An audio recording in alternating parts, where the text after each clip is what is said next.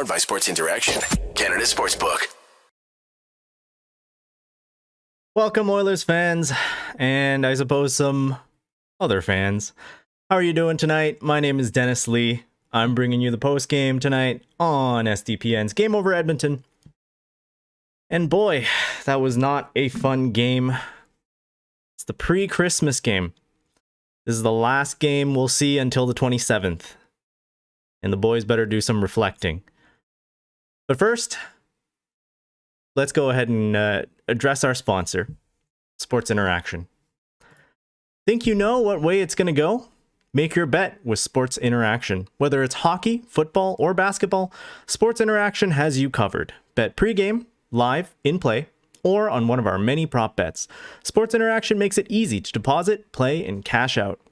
Join now and see all sports betting has to offer. Want to bet? Head to sportsinteraction.com/SDPN. That's sportsinteraction.com/SDPN. 19 plus, please play responsibly. Hello there, chat. Hi there, Nico Sea Dog. Thank you very much for being here. Lindsay, good to see you again. And you're right, Nico, that sucked. The Oilers almost did a reverse version of what we normally see. Normally, the Oilers start off slow and then eventually pick up pace. And eventually, once they find their stride, no team can stop them. This was the opposite of that. This was a team that started out the gate so strong, especially against a Canucks team that was tired perhaps from this absolute slugfest of a game they had last night against the Seattle Kraken. Great game, amazing comeback story. But you gotta think, if you're the Oilers, you're playing against their third string goaltender in Colin Delia. You gotta win these games. Good teams don't lose games against other teams that are on the back-to-back, struggling to stay in this playoff contention race, and playing their third string goalie. Stuart Skinner, he didn't get outdueled. I thought Stuart Skinner had pretty much no chance on some of these goals. The first one that just bounced over him, that's a tough break, isn't it? How many times have we seen stuff like that happen to the Oilers and not against? The Oilers just don't have that puck luck. I liked the start. You have Delia. He's maybe not the most tested guy. You throw 9 shots at him. Vancouver doesn't get their first shot until like 6 minutes in. 9-1 on shots. Too bad. You go up 2-0, and the team just gives up. It's in the bag. Hosts for 2 periods. And there were some guys that played really well. It was a very physical affair. I think Clem Costin, man, he's really endearing himself to Oil Country. He's saying things like, I'm learning from Zach Hyman, I'm learning from Draisaitl how they protect the puck, bring it up into the zone. I'm a second liner now. Second liner. He's playing with Nugent-Hopkins and Janmark. I mean, that's a pretty solid line. If you say they're a third line, that's a pretty good third line. Too bad. Doesn't matter if he's playing well. Doesn't matter if Fogle and McLeod, who, recently came back from injury, doesn't matter if they're playing well. The Oilers as a team just seem to give up some periods. Don't want to play. Lindsay in the chat, ever so positive. No worries, the season's not over. You're right. Season's not over. But when you have a team that is supposed to be a cup contender, you gotta win games like this. You gotta win games like against Anaheim, right? Anaheim played their third string goalie, lost to Anaheim on a Saturday. Feel bad for Zach on that broadcast. Hopefully you guys feel bad for me on this broadcast. There's 21 folks watching live. Let's set a little bit of a goal. 21, Clem Costin. Can you do something for me? There are 7 likes right now on the video. Please, let's pump those numbers up a little bit. David in the chat, by no means is the Oilers season over, but if they lose enough games over the next few weeks, that's a tough climb. Now, I disagree with the second half of your statement. I don't think they'll be sellers at the trade deadline. I think this team has to go for it. Doesn't matter what position you're in, you got to go for it. Leon Draisaitl, his $8 million contract, which is a bargain, such a steal. That's not going to be sticking around for much longer. If you want to even keep him, you're going to have to start making waves. You're going to have to throw your weight behind this team and start making some moves that show that you have faith in this core. Some stranger says that third period was garbage. I agree. The third period, I mean, I feel like the second period, even though JT Miller got 2 goals, I think the third period was worse. It was 2 relatively lucky goals that went in today. One off of the JT Miller blast that kind of clipped Stuart Skinner's shoulder, went straight up into the air, skyward, and then just dropped right behind him into the net. That's a lucky one. What can you do? But the same kind of deal happened in the third period, except for it wasn't as much luck. Yes, the Bo Horvat goal, his first one tonight, was pretty lucky in how a shot from the point hit the boards, bounced right to his stick. He got to tuck it in. But that was one of the plays where I thought it exemplified the Oilers' weaknesses on defense. The entire team just loves watching the puck. On that particular play, it was Ryan Nugent-Hopkins. And I love Nuge. Everyone loves Nuge in oil country. You can't blame the guy for, sticking through years of the decade of darkness, signing a team-friendly deal just to stay in Edmonton. All that's fantastic. But it's part of that system where 5 guys, they've been pinned into this defensive zone for a little while, and they're all just watching the puck, tracking the puck with their eyes.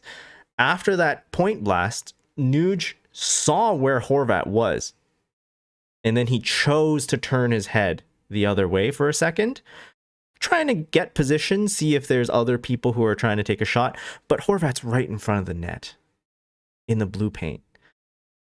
There's no defenders near him. You got to rein that guy in, right? The same thing happened on the 4th goal for the Canucks, right?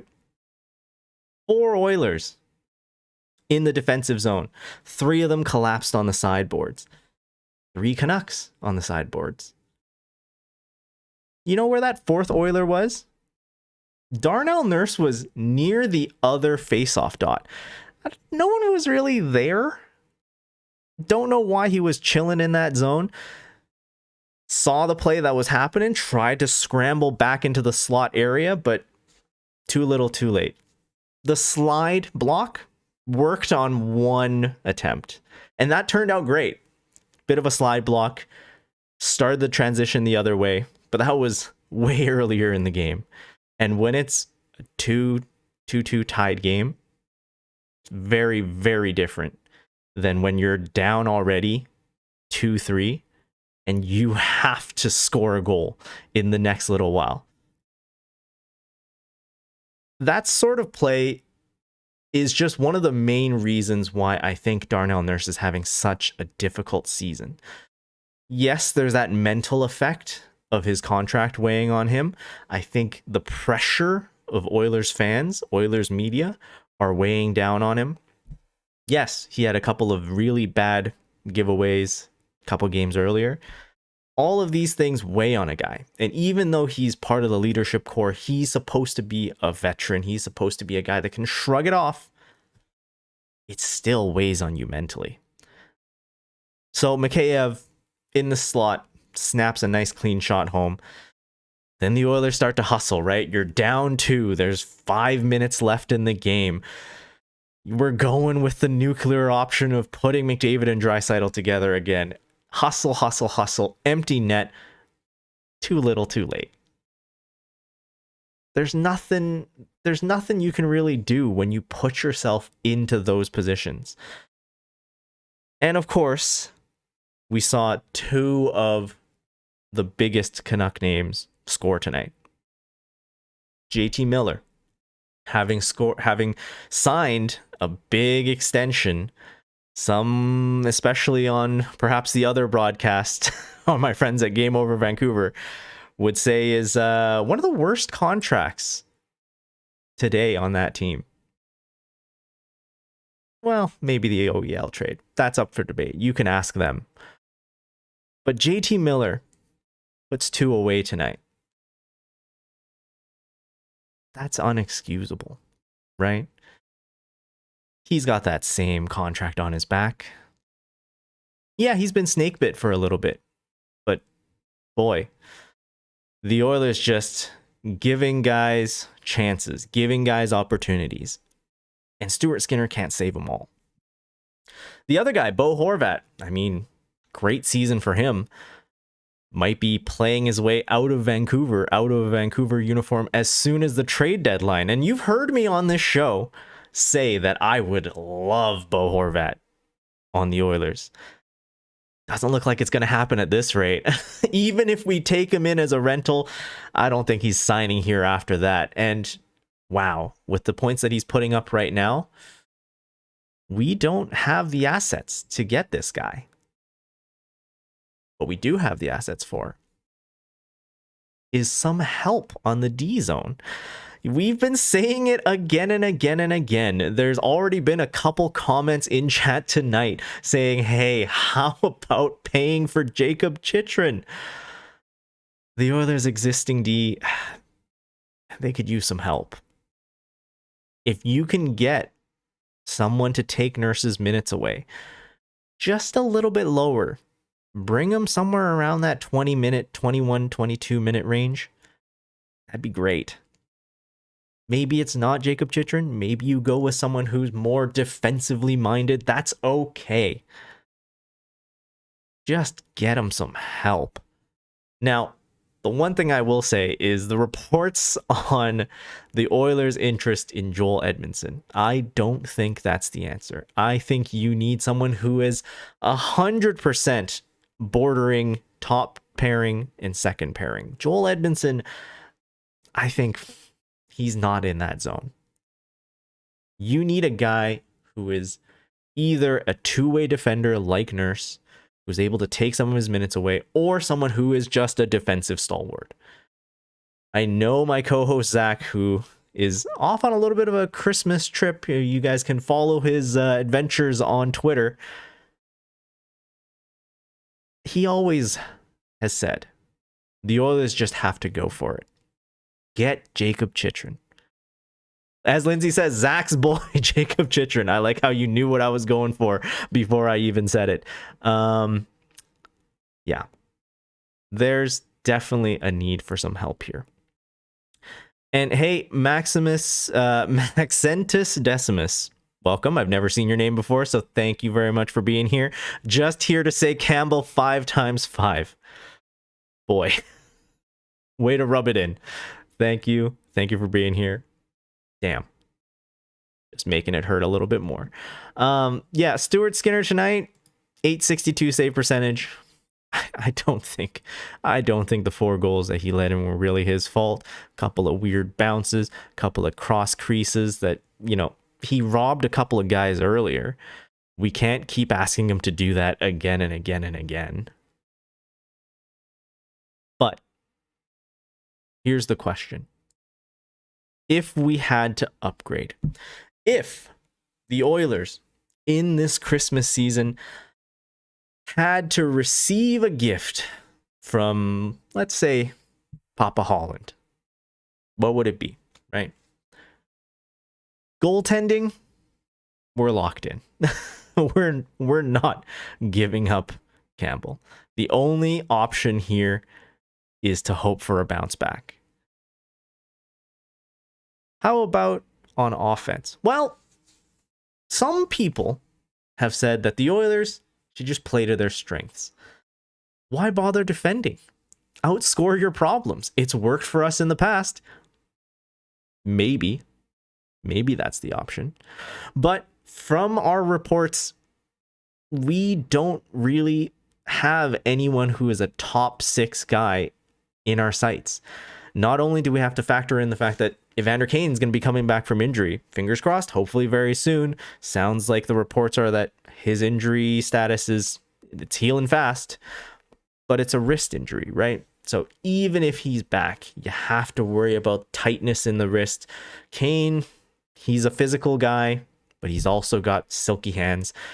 And if you can't really rely on those hands, especially if we make the playoffs, fingers crossed we make the playoffs, we need a little bit more offensive help maybe. Well, that's one aspect. But I think we can all agree, some help defensively, trading our first round pick, which we have available, that'd be great. For the offense, a second, a third, that's fine. You can get pretty serviceable guys on second round picks. Moving on to a little bit of thankfulness. Hey, it's the holiday season. I know it's not Thanksgiving's, but I'm one to appreciate what I get. Giving is half the thing. The other thing is receiving. So what have the Oilers received this season so far that has been, quite nice? I think on offense, the fact that we finally have Clouder, Vogel, Yams, these guys have come back and it looks like they're boosting the whole team. I mean, Klim Kostin has been a great story as well. Janmark looks like he's playing amazing now that he's with Nuge and Kostin. I think we can be thankful for the fact that our depth guys, including Derek Ryan tonight, who scored a beautiful goal off of a breakaway pass from Vogel. Beautiful. I'm happy that some of our depth guys are scoring. What else? Well, I'm happy that Stuart Skinner is our number 1 guy. Not 1A, not 1B. He's number 1. We locked him up to a 3 times 2.6, which, boy, I am thankful for, because I feel like at this pace, Skinner could have played it out, gone into the offseason, and commanded a little bit more money. But he's a hometown guy, Edmonton raised. I'm glad that he took a little bit of a discount. Now, defense. I know this is the one place on the team that everyone is angry about. Let's try and find something happy.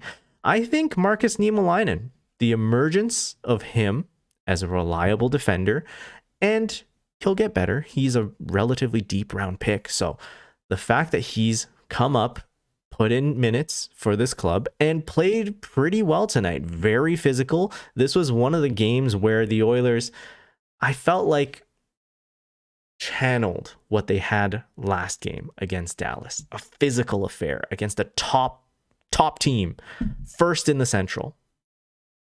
They took that, tried to use it in this game, and on paper that makes sense, right? The Canucks came off of a back-to-back.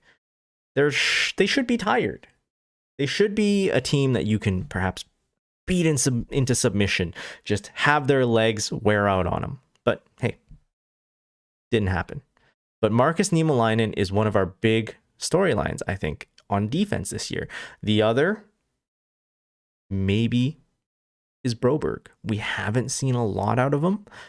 At this point, another big story might be trading Broberg for someone who's that stalwart defender, someone who's on D, reliable. And at the same time, someone who's speedy like him, able to transition the puck up. I wonder what name that would be. May begins with a J, ends with or last name begins with a C. That's that. Moving along, I think there's a couple of things. I disagree with Loomis in chat. I think there are some moral victories here to be had on the season. This game? Maybe not. But we can be honest as well. The Canucks have been a lot better than how they started this season. If we talk about, some of our other co-hosts on the network, I think they wanted this team to tank, right? It's a team where you lose 7 of your first games, 7 straight. Maybe you think you go for a rebuild, but they've come back strong. The Canucks, midway through, they're picking up steam, trying to make their way back into the playoff picture. And yesterday's win against the Kraken and today's win against us, we have to watch out because the Pacific Division is close. And at this point, with the exception of maybe Anaheim and San Jose, it's up for grabs. Could be 5 teams making it out of the Pacific. Could be 3. I have no idea. That's just how wacky this division is right now. Just incredible. Adelia was solid and, we shut down a bit defensively. I agree. I think, as always, we have a propensity in Edmonton to lose games we should win and to get goalied. Delia did that tonight. At this point, it's not getting goalied. We just can't play a complete game. 34 watching live on New Year or Christmas Eve. Thank you so much for being here. 13 likes. If we could pump that up a little bit. There's something to be said about teams like the Oilers, right? And it's a core philosophy to being a person. Do you take your strengths and just push it? Win by your strengths? Or do you try and shore up your weaknesses, right? We've explored the fact that, hey, on defense, that's our weakness. We should probably try and boost that. But how about going the other way? If we were to secure guys like, your Jonathan Taves, your Patrick Kane, your Bo Horvat, right? Guys that make an offensive difference. Have him first, second, third line. Anywhere in there, they fit. Boy, wouldn't that be amazing? You saw Ryan McLeod tonight playing 4th line minutes. Clowder is going to get paid. He deserves more minutes than 3rd line or 4th line. I mean, 9:48 tonight. The guy, either stick him on the wing, have other guys take 4th line C. I mean, Derek Ryan, he's shown that he can do it. Can you imagine loading up our top 3 lines with just the speediest, softest hands? That would be amazing to watch. Also, just incredible. Nice Bear jersey. Thank you so much for noticing. I'm of the belief, I am one of the Oilers fans that believe we had a gem in Ethan Bear. And you saw that out there tonight too. Ethan Bear was good. He played 21 minutes tonight. He was the 3rd highest defenseman in terms of ice time. Ethan Bear, just someone we let go because we tend to chase players out of town. Oh, Lyndon Wong also noticed the Bear jersey. Thank you so much. Thank you so much for being here. That's a new name as well. Yash Singh, that's a new name as well. Thank you very much for being here. I'm hoping that the Oilers can turn it around after this Christmas break. Because, boy, this team is too talented to be in this place right now. This is entirely a self-driven problem. The Oilers just at times don't show up. It's not a skill issue. We have some of the most skilled guys in the NHL. They just have to give their time. They just have to be able to put in an effort night in and night out. Consistency. How many forms of the Edmonton Oilers have we seen this season so far? We've seen the run and gun. We've seen a defensive stalwart. That St. Louis game, that was pretty good defensively. We've seen this physical type of play.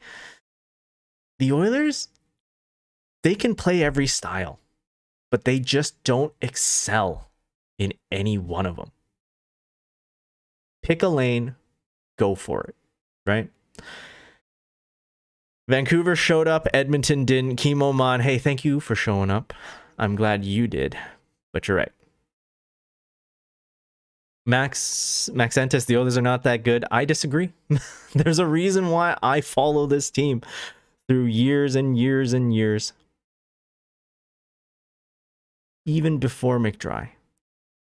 There are moments in Oilers history where you have this incredible underdog belief, right? The Oilers are a team that should be able to beat anyone in the NHL. But they just aren't able to do it right now. No consistency, says Chemo. Exactly. There's just no consistency. James B, maybe the Oilers need another 3 first overall picks. Hey, I would always say to the folks over in our game over Vancouver chats, in our game over Montreal chats, in those WhatsApp chats, I've always said, guys, the secret is just to draft a generational superstar, and we have one coming up. Would it look good to have Connor Bedard and Connor McDavid? Only if we win a cup in the next 2 years. Can you imagine tanking for Connor Bedard at this point in time so that we could dominate for 2 years and then not be able to sign any of them?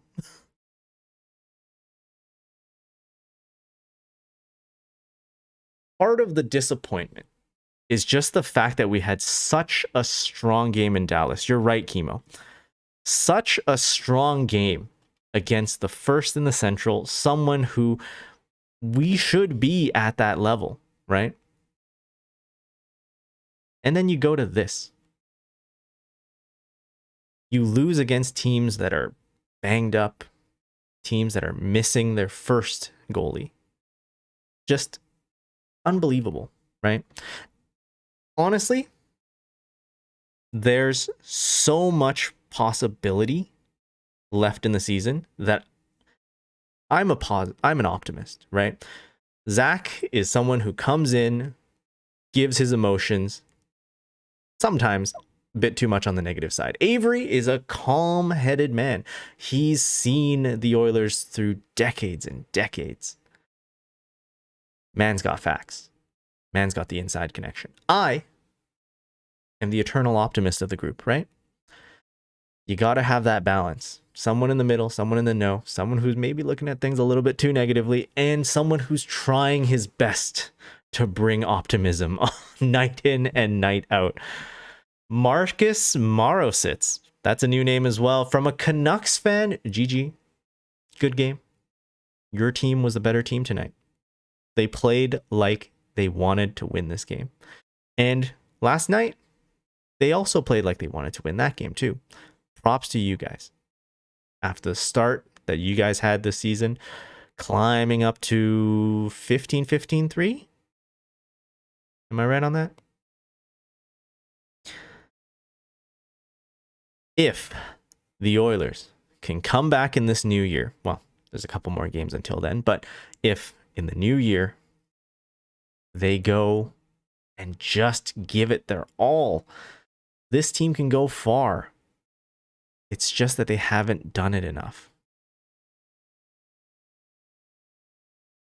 And that leads to interactions like this. Oilers fans across town, multiple podcasts. There's plenty of content in this city. Everyone's been down. What can you say? This is a team that you expect greatness from, and they just don't deliver.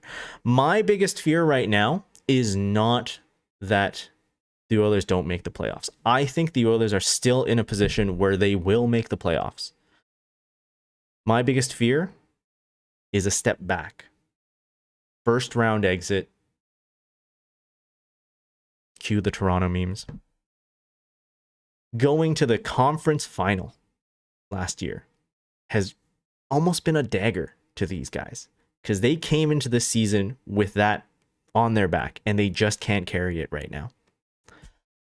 Yash Singh, do you think the Oilers are not trying? I think they're trying, but something's got to give. If this is the effort that we're getting guys whose heads are swiveled just to look at the puck. That's not good enough. If we get defensive play that is simply sliding in front of every shot, trying to take that away, I don't think that's trying hard enough. Playing the body, being physical, that's something that I love this game. But I'm missing the Oilers of yore, where sticks were in lanes. Guys were just blocking the puck, taking like a Chris Russell type mentality. Guys were taking big shots. Not any shot. Wristers, let Campbell take him. Like, let Skinner take him. You don't need to block those. But the big one-timers, big blasts from the point, those are tough. Those are tough. You got to get in front of those. Give your goalie a chance. Holland equals the new Jim Benning. Dude needs to go. Lindsay, he's the highest paid GM in the league.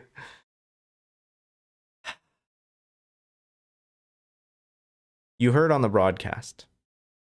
They said Holland is a patient man. He's testing Oilers fans' patience. I'd be concerned that he's testing the Oilers players' patience. They need some help. Holland, do something over the Christmas break. The roster freeze has happened. This is it. Look around the markets, make some phone calls, see what you can do.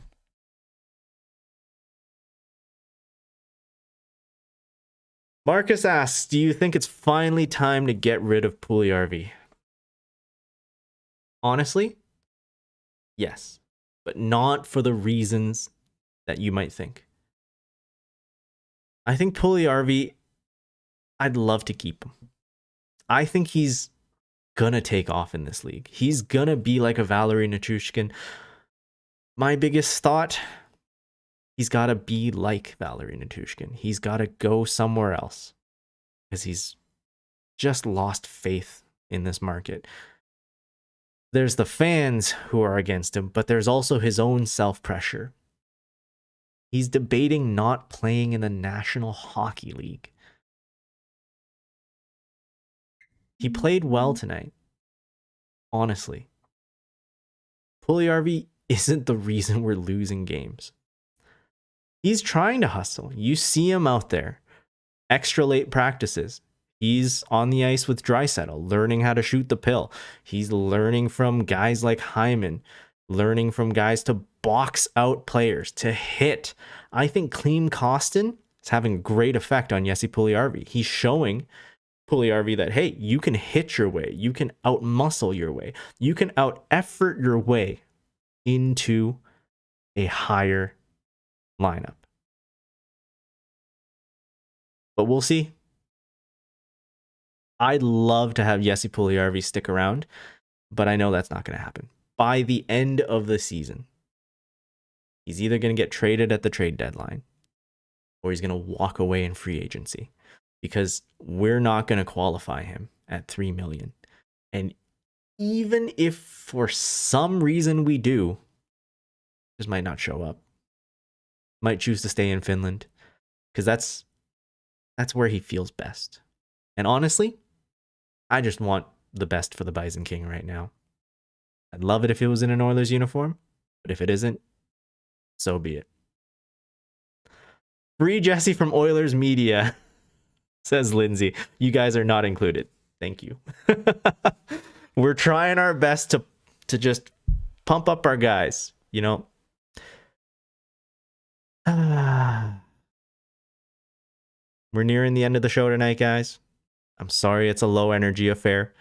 I was so ready to come in, say that the Oilers were playing a tough physical game after that first period. 2-0. No quitting. 4.1 seconds left in that first period. No quit. No. They quit. It was just, they quit during that first intermission. Vladislav Gavrikov. Yes, I think the Jackets will probably move him. Gavrikov, I think, is a great player. He's a defensive guy. I'd love to have him on this team. I don't know what it's going to cost. If it's second and a prospect, I'd do that. 100%. If it's just a first, yeah. Let's do it. Because if we're going for Gavrikov, we don't need Chychrun. Tyler Theroux, also a new name. Hello. Trade Holland for a random fan. That would actually probably trade for Chychrun. Hey, I mean, I'd be the Oilers GM if I was offered. I got this nice SDPN polo. I wear polos. I can put a suit on. OEG? I promise I'll even shave every day. Some stranger, Nuge had a rough night. Nurse is consistently bad. Yeah. Nuge had a rough night. Nurse, some sliding plays. They just gotta figure something out with him, man. Thought they had a good game. Oilers just couldn't bury their high danger chances. Daniel, I'd agree, but the situation is that in the second and third period, more so the third period, there were way more plays where it was just a board battle loss, quick little turnover, or a takeaway, a knock, just a quick knock of a stick, and that killed our offensive momentum. I think if the Oilers are hustling, moving their legs, that usually doesn't happen. Marcus asks, is Foegele worth the money? He didn't in the past. You know, I would even say that even though Ethan Bear is not on the Carolina Hurricanes anymore, I would have said that we lost that trade. But he's starting to play his way into it. I think Warren Foegele has been incredible as a stopgap for the missing Evander Kane. He's a tough question. Over the entirety of the summer, everyone was saying Foegele is going to be gone. We need the money. He's still here, and I'm kind of glad he is still here. 40 watching in chat. I've been streaming for 40 minutes, 40 watching. That's incredible. Thank you for being here as I just word vomit into a microphone for 40 minutes. Love you guys. 19 likes though. Can we get 2 more? I'd love to see 2 more. Let's get to that Clean Costin number. Lauren, hey, Lauren, the host of Game Over Toronto. Welcome. Dennis, what is your magic wand trade? It's a tough one, but if there was one thing that needs to happen, is the Oilers need to get better on defense. Is there one player that the Oilers would definitely like right now, or at least the fan base would like? Yeah, Jacob Chychrun. That's the guy. If there was a magic wand trade that could happen, that'd be the one, because it makes the fan base happy. We get a guy who's under team control for a couple of years, perfect for this window, as long as he stays healthy. There's a couple caveats in there, but I hope you like the answer. Hey, 27 likes all of a sudden. Thank you so much, guys. Love it. Sorry for blowing your eardrums with a clap. Love you guys. Thank you so much for the likes. Yeah, better on defense. That's the hope. Hey, even if it wasn't a trade, if I could wave a magic wand and suddenly have someone take the minutes, suddenly have Brett Kulak take on the playoff minutes that he did last time, that'd be amazing. That would be my magic wand moment. All right, guys. Well, thank you so much for your likes. Thank you so much for watching 42 minutes of me around meandering over after a loss. I'd like to wish you all very happy holidays, happy Hanukkah, Merry Christmas. If you guys just have a fantastic rest of your week, that'd be great for me. One thing that I'd like to plug, maybe you want to sign up for the SDPN newsletter, because you might have noticed wearing a nice polo, got a nice SDPN shirt right here, and we got Game Over mugs and Game Over stickers. Now, I'm not going to say that there's a sale coming or anything, but I will say it might be a good idea. Tune into the newsletter. That's it for me tonight, guys. Next game is December 27th. It's a Tuesday game against Calgary. I'm going to be hosting that one again. So if you liked the solo show tonight, if you want to come back, maybe a little bit rounder after a couple of Christmas turkeys, I'll be here Tuesday. And I'd love if you were here as well. So that one is going to be a 7 p.m. puck drop right after the game ends. I will be live with you. And then to end off the new year, got a couple of shows from Zach and Avery. That's it for me tonight. Lauren, fancy SDPN merch. Yes. Literally ordered more stuff. Fantastic. Hopefully you guys like the stream. If you like more content like this, follow us on Twitter, Dennis Lee, YEG. If you want to hear more broadcasts like this, subscribe to the SDPN YouTube channel, like us on Spotify, all of that. That'll be it for us tonight. Oilers lose to the Canucks. We'll be back on Tuesday. Good night.